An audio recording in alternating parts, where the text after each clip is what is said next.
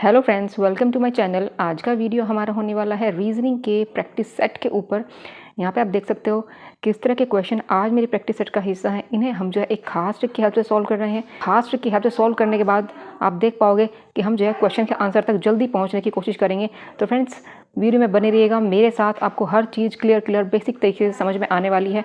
तो फ्रेंड्स, चलो शुरू करते हैं वीडियो को और चलते हैं अपने पहले क्वेश्चन की तरफ। अब पहला क्वेश्चन है हमारे सामने, दिए गए विकल्पों में से विषम शब्द को चुनना है। हाँ जी, विषम शब्द हमें यहाँ पे बताना है। अब देखो हमारे पास 4 ऑप्शन है, तो देख लेते हैं कि इनके बीच में क्या क्या पैटर्न फॉलो होता है। तो पहले फर्स्ट से देख लेते हैं। हाँ जी, पहला है EFJ। हाँ जी, इसमें आप देखो E के बाद क्या है, कितने लेटर के बाद जो है हमारा E आता है। हाँ जी, चौथे नंबर पर हमारा जो है E आता है। BCDE, हाँ जी, तो +4। और इधर से E के बाद हमारा कितने पे आता है, E के बाद F मतलब कि +1। एंड द सेम वे इधर से E के बाद F के बाद J, F के बाद J आता है +4 पे। तो यहाँ पे आप देख सकते हो 414 का यहाँ पे जो है फॉलो कर रहा है। दूसरे वाले से चेक कर लेते हैं कि यहाँ पे ये 414 फॉलो करता है या नहीं। KOPT, हाँ जी, यहाँ से आप देखिए K के बाद कितने आता है, चौथे नंबर पे हमारा O होता है। हाँ जी, चौथे नंबर पे हमारा O होता है। O के बाद हमारा P होता है। O के बाद P मतलब कि +1 पे होता है। इसी तरह से P के बाद T, QRST, ये भी हमारा जो है चौथे नंबर पे होता है। तो 414 यहाँ से हमारा जो है निकल गया। इधर भी 414, इधर भी 414। तो इसका मतलब जो है हमारा पैटर्न क्या है, 414 वाला है। अब हमें देखना है कि 414 जिसमें फॉलो नहीं होगा वही हमारा जो है विषम होगा और वही हमारा आंसर होगा। या तो आप लॉजिक भी लगा सकते हो, ठीक है। आप एक एक जो है चेक करके देख लीजिए कि इन दोनों में से कौन सा आएगा, जिससे कि आप जल्दी फाइंड कर सकते हो आंसर को। ठीक, तो इधर से Y है और इधर से EH है। आप इन दोनों में चेक करके देख लीजिए कि आपका बन रहा है या नहीं बन रहा है। U के बाद क्या है, U के बाद Y आ रहा है। ये हमारा जो है चौथे नंबर पे ही होता है। VWXY, हाँ जी, चौथे नंबर पे होता है। लेकिन अब यहाँ पे देखो FGH, हाँ जी, ये जो है हमारा तीसरे नंबर पे आ चुका है। लेकिन मुझे तो जो है पैटर्न बनाना था 414 का, तो यहाँ पे ये जो है 414 वाला पैटर्न जो है हमारा इस वाले में फॉलो नहीं हो रहा है। तो ऑप्शन डी ही हमारे यहाँ पे जो है करेक्ट आंसर है। देखो फ्रेंड्स, मैंने इसको पूरा सॉल्व नहीं किया, ये तो जो है वीडियो लंबे करने वाली बात है। और वैसे भी एग्जाम के पॉइंट ऑफ व्यू से भी जो है काफ़ी लंबा हो जाएगा। तो आप जो है जितना शॉर्ट हो सके आप क्वेश्चन को करने की कोशिश कीजिए। आप समझ गए ना कि पैटर्न जो है आपका 414 है, ठीक है। तो 414 आपको 2 चीज़ में मिल गया, तो 2 से तो आपको करना ही पड़ेगा। तो 414 आपको निकल गया। अब बारी आती है इन दोनों की। तो आप जो है इधर से भी आपको जो है 4 दिखाई दे रहा है, ये इन दोनों के बीच में 4Y किया। लेकिन EH थोड़ा सा आपको ओवरव्यू भी रखना होता है क्वेश्चन के आंसर के ऊपर, जिससे कि आप जो है जल्दी फाइंड कर सकते हैं। तो यहाँ पे हमारा EHIL ये हमारा जो है राइट आंसर होगा, विषम शब्द होगा। चलते हैं नेक्स्ट क्वेश्चन की तरफ। अब नेक्स्ट है, हाँ जी, इसमें भी हमें जो है विषम को फाइंड करना है। देखो यहाँ पे आप देखो, अगर आपको किसी भी ऑप्शन से जो है समझ नहीं आ रहा है तो आप 16 से देखो। इससे तो आपको समझ में आ रहा है कि 16 चौका कितना होता है। 16 चौका होता है हमारा 64 होता है, ठीक है। अब देखो और इस वाले में देख सकते हैं हम, हाँ जी, 25 दिया, यहाँ पे देखो 25 दिया 75 होता है। 25 की गुना अगर मैं 3 में करूँ तो 75 आता है। अब आप देखो या तो 4 वाला रहा होगा या फिर 3 वाला रहा होगा, ठीक है। अब इसमें से आप जो है चेक करके देखते हैं। तो क्वेश्चन को आप देखते ही आप एकदम से हार्ड बनाने की कोशिश नहीं करनी है, आपको जो है लॉजिक लगा के जो है आप फाइंड कर सकते हैं जल्दी आंसर को। अभी 2 से हमें पता चल गया। अब यहाँ पे देखो 64, जब मैं 64 की गुना करूँ 3 में तो मेरा जो है, हाँ जी, 64 की गुना 3 में करने के बाद जो है मेरा 192 आता है। 192 आता है। अब आप देखो यहाँ पे भी 3 है, यहाँ पे भी 3 है, तो 81 गुना 3 ओबियसली जो है 243 ही होता है। तो यहाँ पे जो विषम है 16 गुना 4, यही हमारा जो है विषम है। तो ऑप्शन बी हमारे यहाँ पे क्या है, करेक्ट आंसर है। उम्मीद करूँगी आपकी जो है क्लियर हुआ होगा, टिप्स एंड ट्रिक्स भी, जिससे कि आप जो है क्वेश्चन के आंसर को जल्दी फाइंड कर सकते हैं। अब नेक्स्ट देख लेते हैं, भेद, पृथक करना, बिखराव, वर्गीकरण। हाँ जी, आप देख रहे होगे यहाँ पे जो पृथक करना है, बिखराव है और वर्गीकरण है, ये तीनों एक हैं। और भेद जो है यहाँ पे अलग दिखाई दे रहा है, और वो क्यों है अब ये देखो। हाँ जी, भेद का मतलब होता है कि हम किसी बातों में जो भेद करना, डिफरेंस फाइंड करना, उसे हम बोलते हैं भेद करना। लेकिन यहाँ पे जो है पृथक करना, पृथक करना का मतलब फिजिकली किसी चीज़ को अलग अलग करना। बिखराव करने का भी मतलब वही होता है और वर्गीकरण का भी वही होता है। लेकिन भेद का मतलब यहाँ पे जो है भिन्न है औरों से। तो यहाँ पे भेद ही जो है यहाँ पे ऑप्शन 1 हमारे यहाँ पे क्या है, करेक्ट आंसर है। चलते हैं नेक्स्ट क्वेश्चन की तरफ। अब नेक्स्ट है, दिए गए शब्दों को अंग्रेजी शब्दकोश के अनुसार व्यवस्थित करना है और सबसे बाद में आने वाला शब्द बताना है। हाँ जी, तो यहाँ पे आप देख सकते हो सबसे बाद में वाला बताना है हमें। हर हर एक को नहीं बताना है कि कैसे आएंगे, सिर्फ सबसे बाद में बताना है, तो हमें उसके ऊपर फोकस करना है। ठीक है, अब देखो करना क्या है, यहाँ पे एल है, यहाँ पे भी क्या है, एल है, एल है, इसको हमने दिया काट। ठीक है, ई है, दूसरे नंबर पे इधर भी ई है और इधर भी ई है और इधर भी ई है, तो ई से भी हमें जो है कोई फ़र्क नहीं पड़ता, ई से भी हम जो है काट देते हैं। ठीक है, अब देखो जो शब्दकोश होता है, मतलब डिक्शनरी होती है, किस तरह से उसमें जो है शब्द लिखे जाते हैं, हमें वो पैटर्न फॉलो करना है। अब आप देखो यहाँ पे क्या है, तीसरे नंबर पे ए, तीसरे नंबर पे ए, यहाँ पे भी, और यहाँ पे भी ए है, और यहाँ पे क्या है एस। अब आप ये बताओ मुझे, ए पहले आता है या एस पहले आता है? हाँ जी, ए पहले आता है, एस बाद में आता है। ठीक है, तो इसका मतलब अब देखो ए हमारा पहले आता है, एस हमारा बाद में आता है, तो ये तो हमारा पहला आ चुका है, तो इनसे हमें फ़र्क नहीं पड़ता, हमें सिर्फ बाद वाले पे फोकस करना है, क्योंकि हमें जो है वही बताना है बाद में, सबसे बाद में कौन सा आएगा, जिससे कि हम क्वेश्चन का आंसर जल्दी फाइंड कर सकते हैं। इसलिए हमारा जो है एस बाद में आता है और वही हमारा जो है लास्ट में आएगा। ठीक है, अगर बात करते कि वो तीनों में से मतलब आरोही क्रम की, तो आप जो है फाइंड कर सकते थे, ये तो आपको बाद में आने ही वाला था, ये तो आपका बाद में ही आने वाला था एस वाला, बाकी इन तीनों में से आपकी बारी ये थी इसको जो है एडजस्ट करने की। ठीक है, तो हमें जो है कि वो करना नहीं है। इस तरह के क्वेश्चन मैंने अपनी वीडियो में कई बार समझाए हैं, आप चाहे तो वहाँ से चेक कर सकते हैं, बहुत अच्छे से आपको जो है हर चीज़ क्लियर होगी। देखो मैं यहाँ पे नहीं समझा रही हूँ, मैं देखो हर चीज़ जो है शॉर्ट ट्रिक की हेल्प से हम जो है क्वेश्चन के आंसर तक पहुँचने की कोशिश कर रहे हैं, जिससे कि आपका जो है टाइम भी बचे एग्जाम के पॉइंट ऑफ व्यू से। तो फ्रेंड्स यहाँ पर आप देखो एस ही हमारा जो है लास्ट में आ रहा है, बाकी अगर इन तीनों में से आप जो है आरोही क्रम में बिठा सकते हैं। अगर आपको देखना है तो आप वो वाली वीडियो में चेक कर सकते हैं, मैंने अपनी बहुत सारी वीडियो में इस तरह के क्वेश्चन समझाए हैं। उम्मीद करूँगी यहाँ पे जो आपको क्लियर हुआ होगा। चलते हैं नेक्स्ट क्वेश्चन की तरफ। अब नेक्स्ट है, नीचे दिए गए चित्र में कितने त्रिभुज हैं? हाँ जी, यहाँ पे हमें बताना है कि कितने त्रिभुज आपको यहाँ पे दिखाई दे रहे हैं। अब आप देखो यहाँ पे कोई लॉजिक नहीं है कि मतलब त्रिभुज के अंदर बहुत सारे त्रिभुज बने हुए हैं, तो आप जो कोई फॉर्मूला जिससे कि आप जो फाइंड कर सकते हैं, लेकिन यहाँ पे इस तरह का कोई लॉजिक नहीं लगेगा, आपको जो है 1 बाय 1 ये आपको चेक करना पड़ेगा।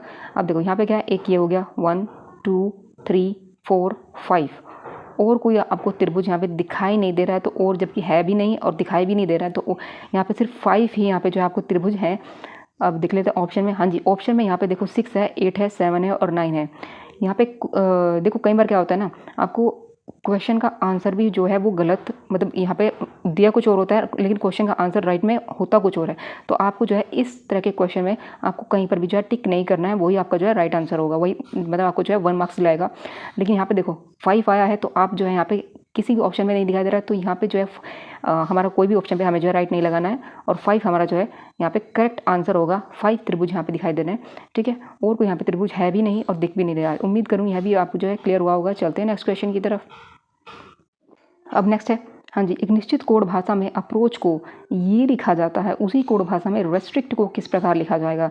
हाँ जी, यहाँ पे कि अप्रोच, यहाँ पे जो लेटर होंगे इस शब्द में, ठीक है, वही लेटर यहाँ पे दिखाई दे रहे हैं।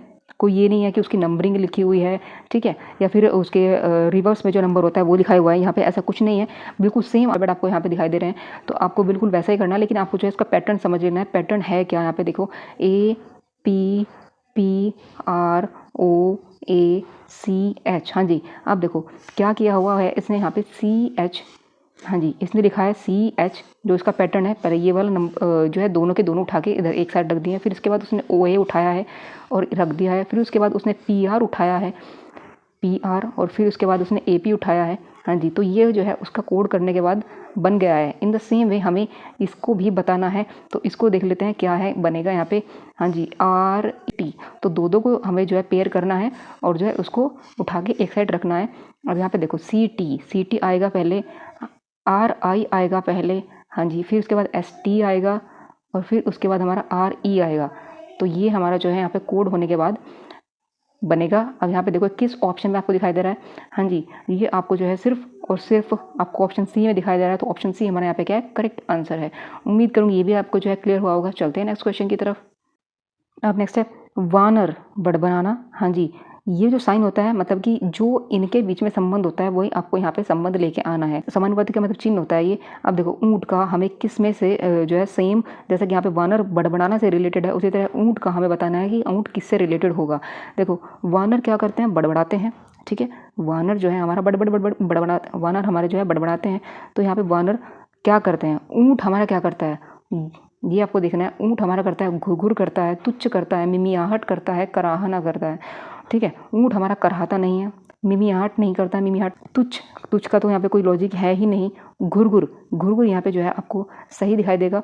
तो ऊँट जो है यहाँ पे हमारा घुरघुर करता है, जैसे वानर जो है बड़बड़ाता है, उसी तरह ऊँट यहाँ पे घुरघुर करता है। तो ऑप्शन ए हमारे यहाँ पे क्या है, करेक्ट आंसर है। उम्मीद करूँगी आपको जो है क्लियर हुआ होगा। चलते हैं नेक्स्ट क्वेश्चन की तरफ। अब नेक्स्ट है 7 का अनुपात यहाँ पे 32 से दिखाई दिया है, उसी तरह से 28 का अनुपात यहाँ पे किससे होगा, ये हमें देखना है। 7 देखो गुना ही क्यों करनी है, पहले तो आप ये चीज़ देख ले। तो वो हमें इसलिए करनी है क्योंकि हमारा जो नंबर है एकदम से बहुत बड़ा हो गया। 7 कहाँ है और 32 कि बहुत बड़ा नंबर है। 28 और आप ऑप्शन में भी देख रहे होगे यहाँ पे जो है बड़े नंबर दिखाई दे रहे हैं, तो हमें जो है गुना ही करनी पड़ेगी, लेकिन कुछ ना मतलब हमें जो है कुछ ना कुछ गुना तो करनी पड़ेगी। तो आप समझ गए होंगे। अब लॉजिक हमें पता चल गया, गुना तो होगी। अब देखो 7 चौक, हाँ जी 7 चौक कितना होता है, हमें पता होता है 28 होता है, ठीक है, गुना होगी। लेकिन यहाँ पे क्या है 32, तो क्या करूँ मैं, जिससे कि मेरा 32 आ जाए, मैं जो है 4 को जोड़ दूँ जिससे कि मेरा जो है यहाँ पे 32 आ जाएगा। समझ गए। चलो भाई ये हो गया मेरा 32। इसी तरीके से हमें जो है 28 का संबंध यहाँ पे बताना है। तो 28 7 की गुना हमने 4 में की थी, तो 28 की गुना भी हम जो है 4 में करके देख लेते हैं कि हम जो है ऑप्शन तक पहुँच पाते हैं या नहीं। तो यहाँ पर देखो 28 की गुना करेंगे तो ये हो जाएगा हमारा 112, ठीक है। अब 112 जैसा कि हमने उसमें 4 जोड़ा था, तो इसमें भी हम जो है 4 ही जोड़ेंगे। समानुपात का मतलब ये होता है। तो यहाँ पे ये हो जाएगा 116, हाँ जी 116 आपको जो है किस ऑप्शन दिखाई दे रहा है, ऑप्शन सी में यहाँ पे दिखाई दे रहा है। तो ऑप्शन सी हमारे यहाँ पे क्या करेक्ट आंसर है। उम्मीद करूँगी ये भी आपको जो है क्लियर हुआ होगा। चलते हैं नेक्स्ट क्वेश्चन की तरफ। अब नेक्स्ट है TSR और FAD में जो संबंध यहाँ पे दिखाई दे रहा है वही हमें यहाँ पे जो है लेके आना है, ठीक है। अब देखो 2 तरीके होते हैं। देखो TSR या तो आप जो है इसको ऐसे कर सकते हो, FED से रिलेट कर सकते हो। हाँ जी, जो आपने यहाँ पे संबंध बनाया है वही आपका यहाँ पे जो है होना चाहिए इससे रिलेट करके। पहला तो ये हो गया। दूसरा तरीका क्या होता है, आप TSR मतलब कि जो इनके बीच में संबंध होगा, हो सकता है कि वो जो है हमारा FED इनके बीच में संबंध हो। ये 2 तरीके होते हैं। देखो अब देखो करना क्या है, देखो आप जो है रिलेट कर सकते हो। TSR का मतलब संबंध बनाओगे, मतलब कि R जो है ऐसे F से R इससे मतलब ये रिलेट कर सकता है। लेकिन अगर ये ना हुआ तो आप ये भी कर सकते हो, इन आपस में इनका संबंध फाइंड करो और फिर जो है ऐसा ही शब्द आप को यहाँ पे बनाना है, ठीक है। अब देखो यहाँ पे क्या करके रखा हुआ है TSR। अब देखो आप खुद ही देख रहे होगे, R के बाद क्या आता है S, ठीक है, S के बाद क्या आता है T आता है। इसी तरह से यहाँ पे जो है FED है, D के बाद क्या आता है E आता है, E के बाद क्या है यहाँ पे F आता है, ठीक है।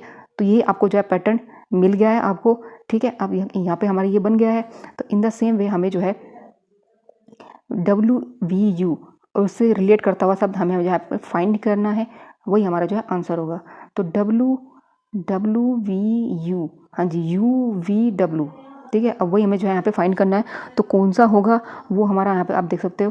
बी के बाद यू के बाद क्या है वी आ रहा है, वी के बाद डब्लू, मतलब ऐसे चलना है। तो इसी तरह से आपको यहाँ पे चलना है। बी के बाद क्या ए आता है, ये नहीं है। के के बाद क्या आता है एल आता है, एल के बाद क्या आता है एम आता है। यही हमारा जो है यहाँ पे राइट है। एम एल के यहाँ पे जो है आने वाला है, एम एल के ही हमारा जो यहाँ पे करेक्ट है, और को आपको जो है फाइंड करने की ज़रूरत नहीं है। तो ये आपका जो है करेक्ट आंसर है। जैसा मैंने आपको बताया, आपको हर एक क्वेश्चन में इस तरह के लॉजिक आप लगा सकते हो, जो है अभी आप जो है क्वेश्चन के आंसर को फाइंड कर सकते हैं। चलते हैं नेक्स्ट क्वेश्चन की तरफ। नेक्स्ट है, जॉन ने सुबह के समय उत्तर दिशा में चलना आरंभ किया। इसके पश्चात वह सूर्य की विपरीत दिशा में मुड़ गया। इसके पश्चात वह बाएं मुड़ा और रुक गया। अब उसका मुख जो है किस दिशा की ओर है, ये हमें बताना है। देखो जैसा वो बोल रहा है वैसा वैसा आप करते चले जाओ, वही जो है आप जो है फाइंड कर सकते हैं। अब यहाँ पे देखो जॉन क्या है, सुबह के समय उत्तर, हर किसी को पता होता है कि यहाँ पे क्या पूरा होता है एक साइड, यहाँ पे पश्चिम होता है, और ऊपर क्या होता है उत्तर होता है, नीचे क्या होता है दक्षिण होता है। तो ये जो है 4 दिशाएं होती है। मैं हर एक क्वेश्चन में ये इस तरह से लिखती हूँ। देखो मैं मान लेती हूँ कि जो है बहुत से बच्चों को इतना भी कन्फ्यूजन होता है। मैं हर चीज़ जो है बेसिक से आपको समझा रही हूँ, और क्वेश्चन के आंसर को जल्दी फाइंड करने की हम जो कोशिश करते हैं। यहाँ पे आप देखो उत्तर दिशा की ओर चला, उत्तर यहाँ पे क्या उत्तर ऊपर है, फिर वह क्या कह रहा है इसके पश्चात सूर्य की विपरीत दिशा। देखो सूरज क्या निकलता है, इधर साइड निकलता है, ये सूरज होता है, ठीक है, मतलब कि इधर साइड निकलता है सूरज। ये क्या कह रहा है विपरीत दिशा में मुड़ गया, विपरीत इधर है मुड़ गया। इसके पश्चात वह बाएँ मुड़ा, दाएं इधर होता है, दाएं इधर होता है, तो बाएं मुड़ गया नीचे, वह बाएं मुड़ गया और रुक गया। अब वो पूछ रहा है कि उसका मुंह जो है किस दिशा की ओर है। हाँ जी, अब आप देख सकते हो ये जो है उसका मुंह जो है दक्षिण दिशा की ओर है, ठीक है। तो दक्षिणी जो है नीचे है, तो ऑप्शन सी हमारे यहाँ पे जो है करेक्ट आंसर है। चलते हैं नेक्स्ट क्वेश्चन की तरफ। अब नेक्स्ट है, यदि यहाँ पे दिया है 64 + 7 = 460, 25 + 8 = 212, 43 + 8, ये हमें बताना है कि क्या होने वाला है यहाँ पे। हाँ जी, 64 + 7 है। देखो आप खुद भी अपना दिमाग लगा के देख सकते हो कि यहाँ पे जो है बड़ी संख्या आई हुई है। हाँ, तो ये जो है 460 है, इससे हमें कुछ भी जोड़ गुना भाग जो भी कुछ हमें करना है, हमें जो है 460 लेके आना है। क्या करें हम, देखो एकदम से बड़ी संख्या हुई है तो मतलब गुना तो जरूरी रही होगी। अब यहाँ पे उसने प्लस करके रखा हुआ है। देखो ये जो है पैटर्न नहीं होता कि उसमें प्लस कर दिया तो उसने 460, हमें जो है एक रिलेशन फाइंड करना है। अब देखो यहाँ पे 64 की गुना अगर मैं 7 में करूँ तो गया हमारा 7 चौक 28 और 2 42 और 2 44, तो ये मेरा 448 होता है। लेकिन मुझे लाना है 460, समझ गए? तो मैं कितना जोड़ दूँ, मैं 12 जोड़ देती हूँ तो मेरा जो है 460 निकल जाता है। ठीक है, मतलब मैंने क्या किया, इसकी गुना इसमें करी और उसमें 12 को जोड़ दिया तो मेरा 460 निकल गया। अब देख लेते हैं दूसरे वाले में भी क्या कुछ ऐसा ही है। हाँ जी, 25 की गुना हम करते हैं, इसमें 7 था तो हमने 7 में की थी, इसमें क्या है 8 है तो हम 8 में करेंगे तो कितना हो जाता है हमारे पास 200 हो जाता है। फिर वहाँ पे 212 है तो यहाँ पे जो है 12 ही इसने जो है ऐड करके यहाँ पे जो है 212 रखा हुआ है। इन द सेम वे हमें यहाँ पे भी जो है करना होगा। क्या करना है, 43 की गुना हमें करनी है 8 में, ये हो जाएगा मेरा 34। अब इसमें मैं क्या जोड़ दूँ, 12 जोड़ दूँ। अगर मैं इसमें 12 जोड़ूंगी तो मेरा जो है निकल जाएगा 356 हमारे जो है यहाँ से निकलेगा। तो 356 ऑप्शन डी हमारे यहाँ पे क्या है करेक्ट आंसर है। उम्मीद करूँगी आपको जो है ये क्लियर हुआ होगा किस तरह से आप जो लॉजिक लगा सकते हो। देखो लॉजिक मैंने आपको बोला है कि आपको नंबर देखना है कि एकदम से जो है बड़ा हुआ है, तो यही आपका लॉजिक है। आपको देख लेना है कि गुणा तो आपको करनी होगी, ठीक है। जैसे कि आप जो है इसे ला सकते हैं, मतलब और भी तरीके हो सकते हैं। देखो ज़रूरी नहीं है कि आप जो है गुणा करके ही लाओ। देखो ये तो पहला तरीका था कि एकदम से अगर आप गुणा भाग करके ला रहे हो। कई बार ऐसा होता है कि आप नंबर यहाँ पे दिए हुए होते हैं उनको उठा के जो है आगे पीछे करके प्लेस करके रखा होता है, तो ये भी जो है आपको ओवरव्यू रखना है अपने मन में, ठीक है। चलते हैं नेक्स्ट क्वेश्चन की तरफ। अब नेक्स्ट है, किसी गांव के जमींदारों में से कुछ साक्षर हैं, हाँ जी, निम्न में से कौन सा उनके बीच जो है संबंध को सही तरीके से दर्शाता है। तो क्या है, हमारे पास जमींदार है, 2 लोग हैं और साक्षर हैं, जमींदार और साक्षर। अब आप ये देखो आप ऑप्शन से भी आप जो है कर सकते हो, वो आपकी मर्जी है, या फिर आप अपना खुद का ग्राफ बनाइए उससे भी आप जो है कर सकते हो। देखो जमींदार क्या होता है, जमींदार और फिर ये जमींदार है, फिर वो कह रहा है साक्षर। अब मैं अगर मैं इसके ऊपर पूरे के ऊपर गोला कर दूं कि सारे के सारे जमींदार क्या मैं साक्षर कर दूं, तो संभव तो नहीं है। जमींदार बहुत से साक्षर नहीं होते, सारे के सारे साक्षर जो है जमींदार नहीं होते हैं, तो ये भी जो है हम नहीं कर सकते, ठीक है। तो हम जो है जमींदार जो है हाँ कुछ साक्षर हो सकते हैं, ये कुछ का हिस्सा है, और बाकी जो है नहीं भी हो सकते। तो यहाँ पे जो है जमींदार और साक्षर का हम इस तरह से जो है एक वेन डायग्राम बना सकते हैं। तो ये जो है हमारा ऑप्शन सी में मिल गया है। लेकिन ये अब उन बच्चों के लिए जो कि ऑप्शन 1 नहीं हो सकता और ऑप्शन बी नहीं हो सकता, उनके लिए। अब देखो यहाँ मान लिया ये जमींदार है हमारा और ये जो हो गया साक्षर।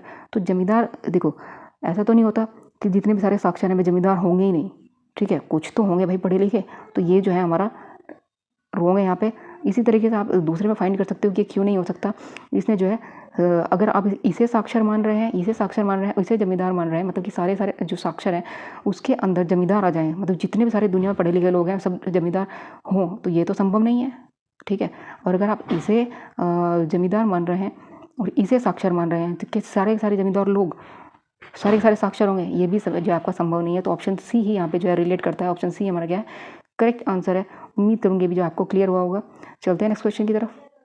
अब नेक्स्ट है, नीचे दिए गए विकल्पों में से कौन सा दी गई आकृति को पूर्ण करेगा, मतलब यहाँ पे बताना है कि हमें क्या आने वाला है। हाँ जी, तो आप जो है अपने खुद से चेक बना कर सकते हैं और या फिर ऑप्शन के थ्रू भी आप रिलेट करके फाइंड कर सकते हैं। देखो यहाँ पे हमको बनाना है ऐसा, एक मिनट, यहाँ पे आपको बनाना है ऐसा, एक लाइन ऐसे होगी जिससे कि वो पूरा कर देगी इसे, और फिर ये जो है हिस्सा इसको पूरा कर देगा और फिर बीच में एक लाइन होगी, ठीक है। तो ये आपको जो है कौन से ऑप्शन में दिखाई दे रहा है, देखो ये आपको दिखाई दे रहा है ऑप्शन डी में, तो ये हमारा जो है करेक्ट आंसर है।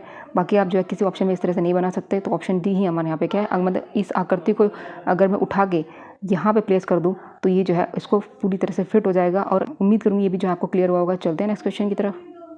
अब नेक्स्ट है, दी गई आकृति का दर्पण प्रतिबिंब निम्न में से कौन सा है। हाँ जी, देखो यहाँ पे जो है इसने शो नहीं किया है, लेकिन हम यहाँ पे जो है दर्पण रख देते हैं, ये दर्पण है और उसके अनुसार हम जो यहाँ पे आकृति को फाइंड करेंगे, ठीक है। अब देखो दर्पण यहाँ पे रख दिया है, तो यहाँ पे मतलब इसको जो है आपको घुमा के इधर प्लेस करके रख देना है, ठीक है, समझ गए आप। तो घुमाओ इसको, देखो क्या होगा, ये तो बिल्कुल ऐसे ही रखेगा, ये भी ऐसे रहेगा, ये भी ऐसे रहेगा। फिर जो है हमारा बीच वाला हिस्सा, ये देखो ये क्या बनेगा, ये बनेगा हमारा ऐसे घूम जाएगा तो ऐसे बन जाएगा ना, और इधर से नीचे वाला ऐसे हो जाएगा। तो ऐसा ऐसा आपको जो है कहाँ पे दिखाई दे रहा है, ऐसा आपको सिर्फ इसी ऑप्शन में दिखाई दे रहा है, किसी भी ऑप्शन में नहीं दिखाई दे रहा है। तो ऑप्शन 1 ही हमारे यहाँ पे जो है करेक्ट आंसर है। उम्मीद करूँगी ये जो आपको क्लियर हुआ होगा। चलते हैं नेक्स्ट क्वेश्चन की तरफ। यदि दिए गए शब्दों को अवरोही क्रम में व्यवस्थित किया जाए तो कौन सा शब्द सबसे अंत में आएगा। हाँ जी, हमें जो है अवरोही क्रम में इसको बताना है। देखो सबसे पहले हम जो है अवरोही का मतलब घटता क्रम, ठीक है। तो पहले सबसे अगर हम अवरोही क्रम की बात जा रहे हैं तो सबसे छोटे की बात कर रहे हैं तो घटता हो जाएगा। तो इधर हो गया हमारा, देखो बीज हो जाएगा, यहाँ पे आप देख लो ये हो जाएगा बीज। फिर उसके बाद जो है अवरोही क्रम की हम बात कर रहे हैं ना, जब बीज होगा उसके बाद अंकुरण होता है, अंकुरण के बाद हमारा जो है पौधा बनता है, पौधा बनने के बाद वो जो है पेड़ हो जाएगा, ठीक है। तो सबसे बाद में हमें जो है बीज ही दिखाई देगा। आपको पूरा जो है निकालने की जरूरत नहीं है, वो अपनी खुद की कॉमन सेंस भी आप लगा सकते हो। सबसे पहले बीज ही हो जाता है, पौधा पेड़ और अंकुरण ये सब जो है बाद की बातें हैं, ठीक है। तो ये जो है मैंने आपको पूरा करके दिखाया है, बाकी आप जो है इसकी ज़रूरत है भी नहीं। जो है यहाँ पे उसकी देखो पहली वाला अवस्था होती है, लेकिन अवरोही क्रम में हमारा बीज जो है यहाँ पे बनेगा। उम्मीद करूँगी अभी जो आपको क्लियर हुआ होगा। चलते हैं नेक्स्ट क्वेश्चन की तरफ। अब नेक्स्ट है, नीचे दी गई श्रेणी में कौन सी संख्या गलत है। हाँ जी, हमें बतानी है कि यहाँ पे कौन सी संख्या गलत है। अब देखो क्या गिवन है, 7 है, फिर इसके बाद 56 है, फिर इसके बाद क्या है 4 4 7 दिया हुआ, ये आपको दिया हुआ है। आपको देखना है कौन सी संख्या गलत है। देखो एकदम से जो है संख्याएं जो है एकदम से बड़ी हो गई हैं, तो गुणा तो ज़रूर रही होगी यहाँ पे। तो हम गुणा करके देख लेते हैं। 7 8 ही हमारा कितना होता है, 56 होता है। चलो अब अगले वाले में अगर हम 56 की गुणा करूँ, आपको नहीं पता चल रहा है कि अगले वाली संख्या गलत है या नहीं है, तो आप जो गुणा करके देख सकते हैं। 56 की गुणा आप 8 में करो, 56 8 कितना होता है, 448 होता है। लेकिन यहाँ पे क्या है 447 है।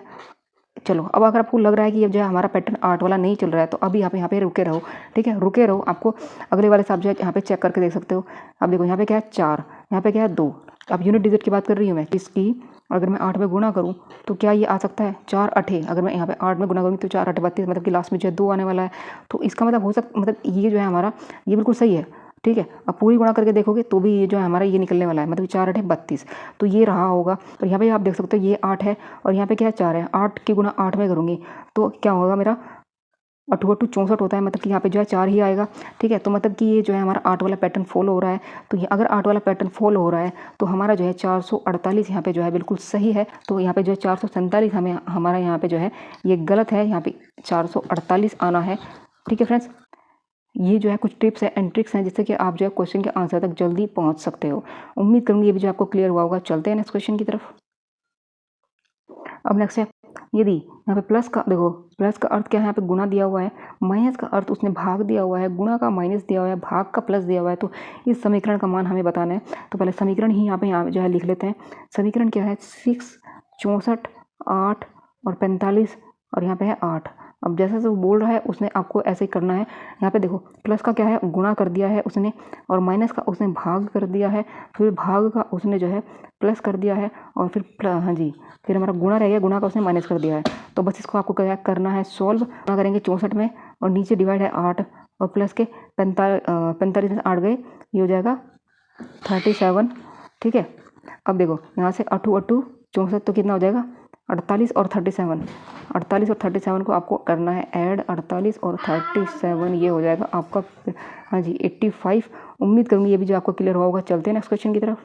अब नेक्स्ट है, दी गई आकृति दिए गए विकल्प में से किस आकृति में समाहित है। हाँ जी, इसको जो है आपको इन किसी एक में जो है समाहित होना चाहिए, वो हमें बताना है कि किस में है ये आकृति, ठीक है। अब देखो यहाँ पे, अब आप देखो ऑप्शन इसमें, यहाँ पे आप देखो ऐसा है तो आपने इस वाली लाइन यहाँ पे शो कर दी ऐसा, फिर नीचे हम नीचे चले गए, फिर जो है इधर बीच में एक लाइन है ये इधर आ चुकी है, और ऊपर भी ऐसा हमने जो है बना दिया। तो यहाँ पे जो है हमारा ऑप्शन वी ही हमारा करेक्ट है। अगर आप किसी और ऑप्शन से करना चाहते हो वो आपकी चॉइस है। यहाँ पे देखो इसमें नहीं मिल रहा है, इसमें भी मिल रहा है लेकिन इसमें ये वाली लाइन नहीं है, और अगर इसमें की हम बात करें इसमें जो है ये वाली लाइन नहीं है, और यहाँ पे जो है ऐसा है। तो ये भी हमारा जो ऑप्शन ए हमारा यहाँ पे नहीं है, तो ऑप्शन बी ही हमारे यहाँ पे क्या है करेक्ट आंसर है। उम्मीद करूँगी ये भी जो आपको क्लियर हुआ होगा। चलते हैं नेक्स्ट क्वेश्चन की तरफ। अब नेक्स्ट है, नीचे दिए गए विकल्पों में से श्रेणी की लुप्त संख्या को आपको बताना है, मतलब कि यहाँ पे क्या आने वाला है ये आपको बताना है। अब आप देखो यहाँ पे क्या करना है, देखो क्या लॉजिक है 1 4 2 3 2 ये आपको दिखाई दे रहा है, हमें बताना है कि यहाँ पे क्या आने वाला है। देखो आप क्या कर सकते हो, 1 के बाद 4 मतलब 3 का अंतर है, और उसके बाद क्या, सॉरी हाँ जी 3 का अंतर है, फिर उसके बाद क्या है 2 हो रहा है, मतलब कि माइनस हो गया, फिर उसके बाद इंक्रीमेंट, फिर इसके बाद डिक्रीमेंट। तो कोई लॉजिक नहीं बन रहा है, तो आप जो है इस वाले पैटर्न को रहने दो, ये आपका नहीं चलेगा। दूसरा वाला हम जो है ऐसा मान सकते हैं, 1 के बाद हम मान सकते हैं 1 के बाद 2, 2 के बाद फिर दोबारा से यहाँ पे जो है 2 हुआ है, तो ये भी आपको जो है चलने वाला नहीं है। अब आप देखो तीसरे वाले से आप मान के देखो, ठीक है। अब तीसरे वाले से हम मान लेते हैं क्या है हमारा 1 4 2 3 2, ठीक है। अब हम तीसरे वाले से अगर मैं रिलेट करूँ 1 के बाद 3, और यहाँ पे जब देखो आपको जो है तीसरा नंबर ही आपको जो है रिलेट करना है। 4 के बाद आपको क्या है 2 हो गया, तो मतलब यहाँ पे हमने क्या किया 1 के बाद 3, मतलब कि यहाँ पे क्या हुआ है 2 का अंतर करके 3 तक पहुँचे हैं। इसी तरह 4 के बाद 2, मतलब कि यहाँ पे जो है -2 करके हम जो है तीसरे नंबर पे पहुँचे हैं। इसी तरह से हम जो है यहाँ वाले से इस वाले पे पहुँचेंगे। तो हमें क्या करना चाहिए, जैसे कि मैं ये वाला नंबर मिल जाए तो आप देखो +2 और फिर उसके बाद क्या है -2 हो रहा है। तो अगली बार हमारा क्या होगा, हाँ जी, अगली बार हमारा जो है अगर मैं प्लस करके जाऊँ तो 2 में अगर मैं 2 प्लस करूँगी तो मेरा यहाँ पे जो है 4 निकल जाएगा। डी यहाँ पे दिखाया जा रहा है ऑप्शन डी में, तो ये हमारा जो है करेक्ट आंसर होगा। देखो आप जो है खुद से भी अब जो बना कर देख सकते हो।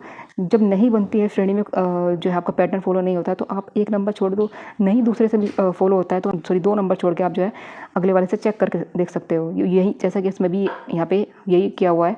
उम्मीद करूँगी ये भी आपको जो है क्लियर हुआ होगा। चलते हैं नेक्स्ट क्वेश्चन की तरफ। अब नेक्स्ट है, दिए गए विकल्पों में से लुप्त संख्या हमें बतानी है। हाँ जी, यहाँ पे अब क्या है ये हमें बताना है। अब पैटर्न देख लेते हैं कि पैटर्न किस तरह का जो यहाँ पे पैटर्न फॉलो हो रहा है, तभी हम जो है इसको फाइंड कर सकते हैं। अब यहाँ पे आप देखो 25 और 17, देखो यहाँ पे क्या है एक छोटा नंबर है। अगर 2 छोटे नंबर होते एक बड़ा नंबर होता तो हम बड़े को जो है लाने की कोशिश करते हैं, या ये लॉजिक होता है, यही इसकी ट्रिक होती है।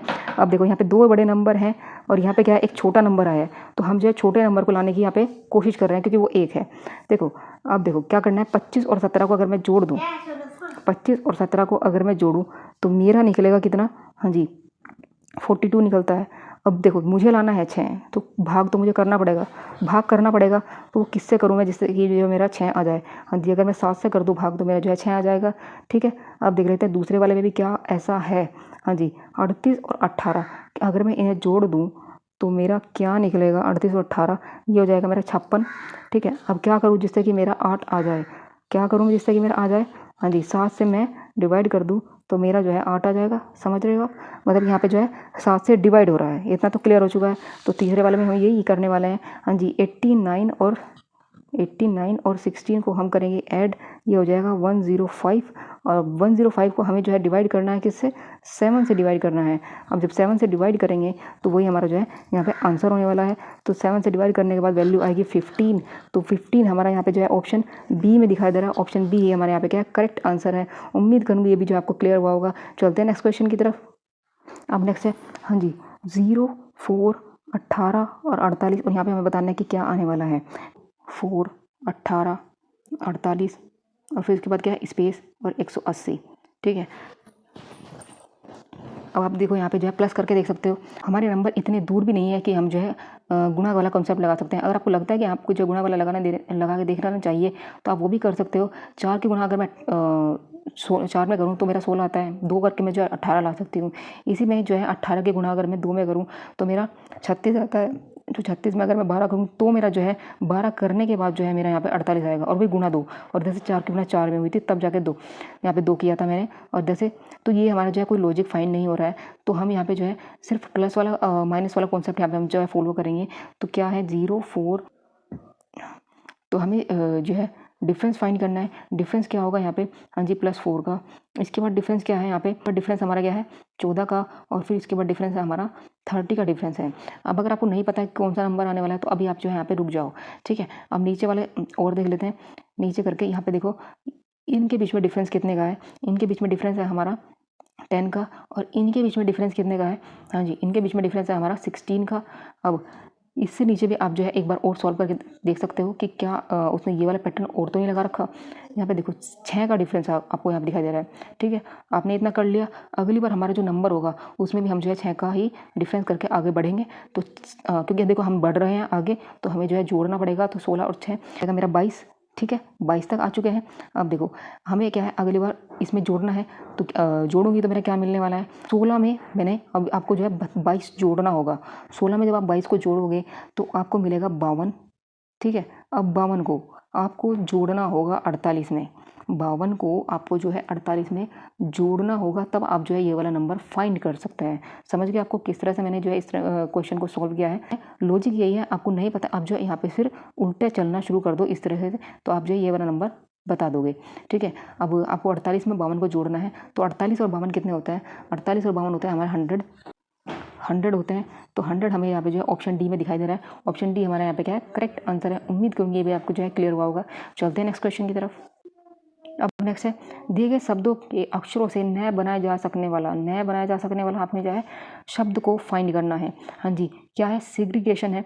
तो अब देखो यहाँ पे जो नहीं होगा वही हमारा जो है आंसर होगा। तो यहाँ पे आप देखो, इस वाले से आप देख सकते हो ई है, ए भी है, या जी भी है और ई भी है और आर भी है। तो ये हमारा जो है दिख रहा है, ठीक है। अब आप देखो कौन सा ऐसा जो लेटर है जो इसमें है ही नहीं, वही आपको जो है आपको बता देगा कि वही आपको जो है ऑप्शन है। अब आप देख सकते हो इसमें, यहाँ पे आपको दिखाई दे रहा है एन, ठीक है, और इस वाले में आपको दिखाई दे रहा है 2 एन दिखाई दे रहे हैं, ठीक है। एक एन ये है, एक एन ये है, यहाँ पे सिर्फ एक एन है। तो इसका मतलब ये जो है आप जो है इससे बना नहीं सकते। बाकी जो है आपकी सी ई है, ये भी आप जो है एस ई ए आपको यहाँ पे दिखाई दे रहा है, ठीक है। तो आप जो है इससे बना सकते हो। गेट भी आप जो है इससे बना सकते हो, लेकिन ये वाला जो है आप नहीं बना सकते। अब ऑप्शन के ऊपर अगर आप एक ओवरव्यू रखोगे तो आप आसानी से बता सकते हो कि ये जो है आप नहीं बना सकते। उम्मीद करूँगी आपको जो है क्लियर हुआ होगा। तो फ्रेंड्स, कैसा लगा है वीडियो? अगर वीडियो अच्छा लगा हो तो लाइक कमेंट से जरूर कीजिए, चैनल को सब्सक्राइब जरूर कीजिए, जिससे कि आपको नए नए नोटिफिकेशन मिलता रहे। तो फ्रेंड्स, आज के वीडियो में बस इतना ही। कल फिर मिलते हैं एक नई वीडियो में, तब तक के लिए जय श्री राम।